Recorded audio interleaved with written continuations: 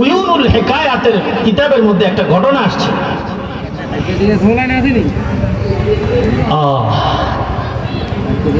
ঘটনাটি বর্ণনা করেছেন উয়ুনুল হিকায়া ইমাম জাওজি রহমতুল্লাহ। উয়ুনুল হিকায়া 2 খণ্ডে 2 নম্বর খণ্ড।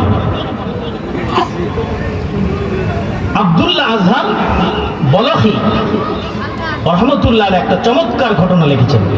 তিনি বলেছেন যে একবার 2 বন্ধু, একজনের নাম হাতেম আরেকজনের নাম ইসাম। হাতেম ইসাম বন্ধুর সাথে দেখা হলো। হাতেমকে জিজ্ঞেস করছে ইসাম, হাতেম তুমি নামাজ কিভাবে পড়ো? হাতেম বলছে নামাজের যখন ওয়াক্ত হয়, নামাজের যখন সময় হয়, আমি উত্তম রূপে ওযু করি, সুন্দরভাবে ওযু করি। ওযুর মধ্যে কয় ফরজ? এর ওযুতুল উলুম মাদ্রাসার বাচ্চারা, ছোট বাচ্চারা পারে কি পারে না? ওযুতে কয় ফরজ?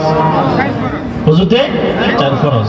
সমস্ত মুখ ধোয়া, চুলের গোড়া থেকে থুতির নিচ পর্যন্ত, এই কানের লতি থেকে এই কানের লতি পর্যন্ত 1 ফরজ। তারপর দোনো হাতের কবজি সহ ধোয়া, মাথার 4 ভাগের 1 ভাগ মাসে করা, দোনো পায়ে টাকনু গিরা সহ ধুতে পারে, বাকিগুলো সুন্নত।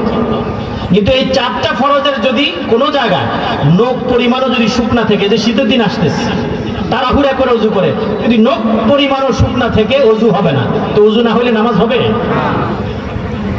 গোসলে কয় ফরজ? কয় ফরজ?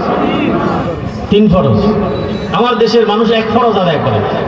শরীর নাপাক হয়েছে, গোসল ফরজ হয়েছে, কি করে? যারা জানে না কি করে, অনেক পুরুষ, অনেক যুবক যুবতী বাস সাবান দিয়া ঘষা মাজা করছে ভালোভাবে। আরেকটা মাসালা এখানে শুনি, যেই লুঙ্গিতে কাপড়ে নাপাক থাকে এটা আলাদা করে রেখে অন্য কাপড় পরে গোসল করা, তাহলে হবে কি? না হলে নাপাকটা পুরো শরীরে হবে। কথা বুঝতেছেন? যাই হোক, ফরজ গোসলের ক্ষেত্রে 3টা ফরজ। 1 নম্বর হলো কুলি করা। রোজা অবস্থায় যদি না থাকি গলগলায় কুলি করা, একবারে নাকের নরম জায়গা পর্যন্ত পানি পৌঁছায় দেওয়া। কিন্তু রোজা থাকলে কুলি করার সময় একটু সতর্কতা অবলম্বন করতে হবে, নাকে পানি দেওয়ার সময় একটু সতর্কতা অবলম্বন করতে হবে রোজা অবস্থায় যদি ফরজ গোসল করে। আর তাছাড়া একবারে গলগলায় ভালো করে কুলি করতে হবে, 1 নম্বর ফরজ। 2 নম্বর নাকের নরম জায়গা পর্যন্ত পানি ভালো করে পৌঁছায় দিতে। 3 নম্বর যেটা আমরা সবাই করি মাশাআল্লাহ, পুরা শরীর ঘষা মাজা করে ভালোভাবে ধুত করা। কিন্তু পুরা শরীর ঘষা মাজা করে প্রথম 2 ফরজ আদায় করা, কুলিও নাই, নাকে পানিও দেয় নাই, তার শরীর পবিত্র হয়েছে? নাপাক হয়ে গেছে। কুলিও করে নাই, ফরজ গোসল, নাকে পানিও দেয় নাই, এজন্য তার শরীর অপবিত্র। অপবিত্র শরীরে নামাজ পড়েছে, নামাজ হয়েছে?